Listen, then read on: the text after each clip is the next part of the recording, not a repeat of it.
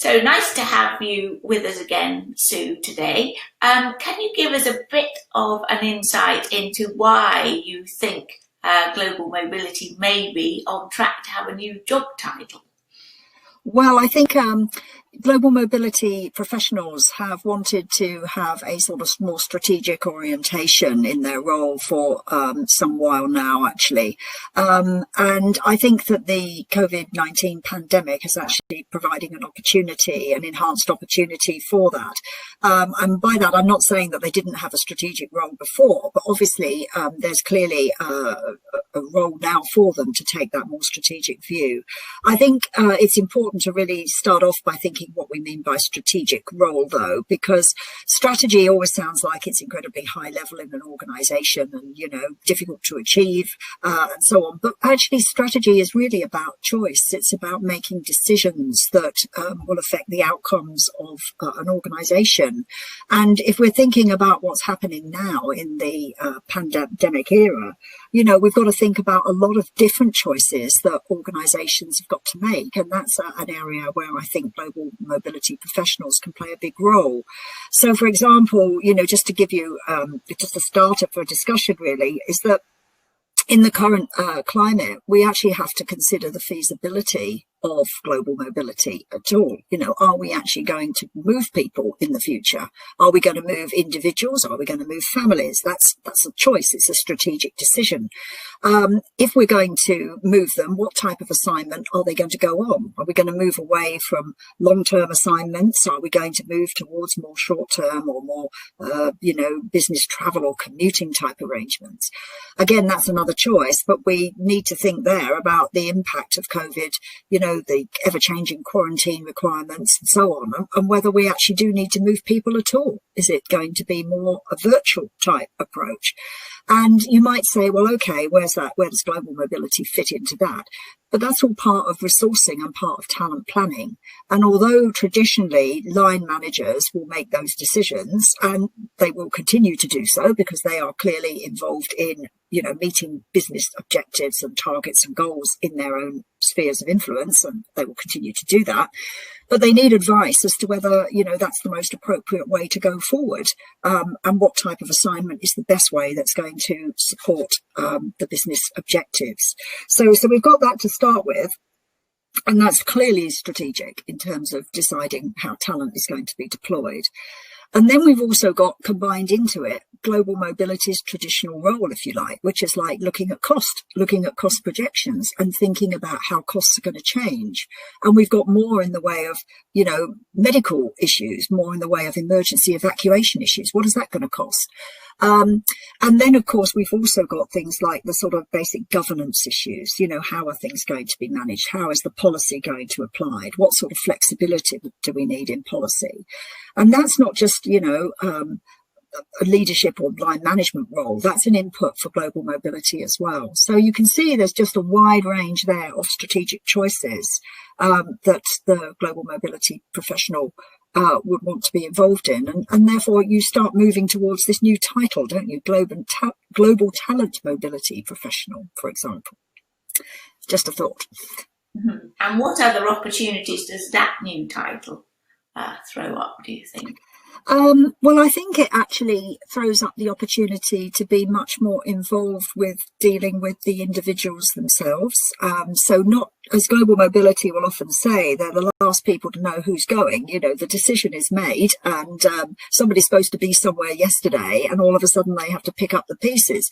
Well, I think the idea of being involved in a more strategic talent role means you're actually involved in inputting into the career pathing, the succession planning, the, you know, decision making as to the appropriateness of the particular types of assignments and the people who might be involved in them.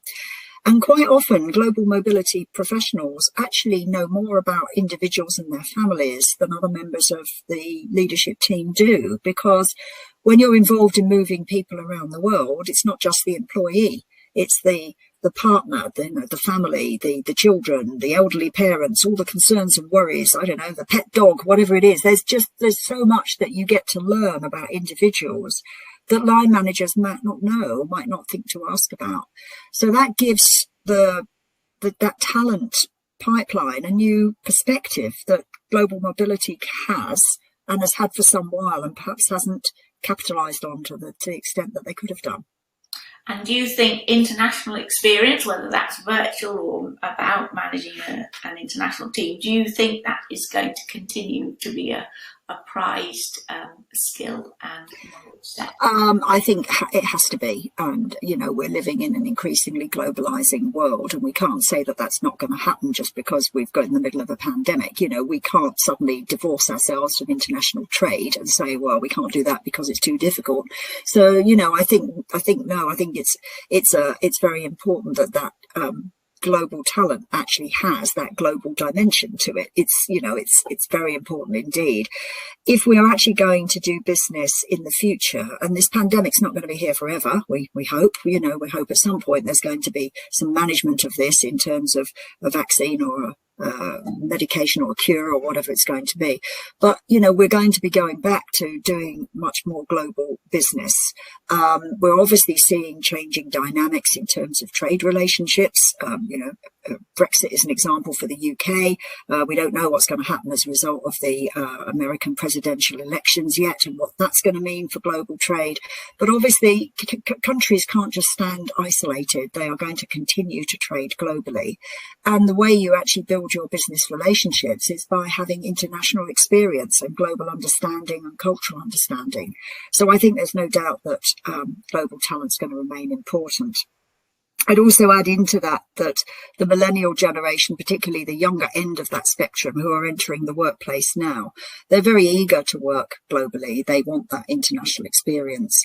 And there's no reason to say why there would be any different from the past. Having that global experience actually sets you up for the leadership positions of the future. So it's certainly an important area. Great. So we're going to be calling you the global talent mobility expert in the future. Oh, well, I don't know about that. I'm too modest for that, but still. But I would actually just add, though, that I think that global mobility professionals shouldn't actually downplay their compliance role. As we're moving into the changing mobility landscape, we're moving away from traditional long-term assignments. We may even be moving away from business travel and commuting and short-term assignments to this move towards more virtual working. But, whichever way you look at it, there's still going to be compliance issues. There's going to be tax issues, immigration issues, pension issues, social security issues. You've got people, living in third countries. They're not in the home country or the host country. They're in some sort of third country. And all of these have got implications for compliance. And the tax and immigration authorities, they're after the money. Let's be honest. I mean, governments are basically broke. They're spending so much money in terms of trying to support the economy during COVID. They're going to be looking for ways of getting that income back. And I don't want to say it's easy pickings or low hanging fruit, but it kind of is. If governments can actually pick off companies who are doing things wrong in terms of compliance, and they can pick up more money in terms of tax or fines for avoiding visa payments or whatever it might be, visa requirements, whatever it might be, they're going to do that. And global mobility over the years has quietly been beavering away on these compliance issues. And quite frankly, they're very good at it. I mean, they're really good at it. And they've got the expertise in company to actually advise on these issues, on more difficult jurisdictions and problems. They've got the contacts with the specialist providers who can provide information, and they've become the go-to place for actually dealing with compliance issues. And I think although global mobility kind of doesn't want to see itself as reactive, doesn't want to see itself as just doing this operational work, quite frankly, they've got, an absolute stranglehold over it. They actually know what they're doing, and, they're of immense value to firms. And therefore, I think it's something that, despite wanting to be more involved in the so-called strategic elements of talent management, you can't downplay the fact that you're an absolute expert on a particular area that companies desperately need.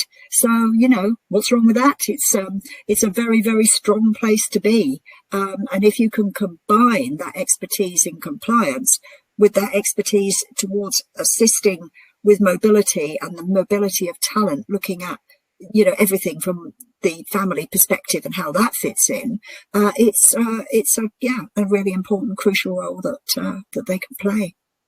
So positive future, I think. Great. Well, thank you very much for that input. Thank you, Dr. Sue Shortland. Thank you, Fiona. Goodbye. Goodbye.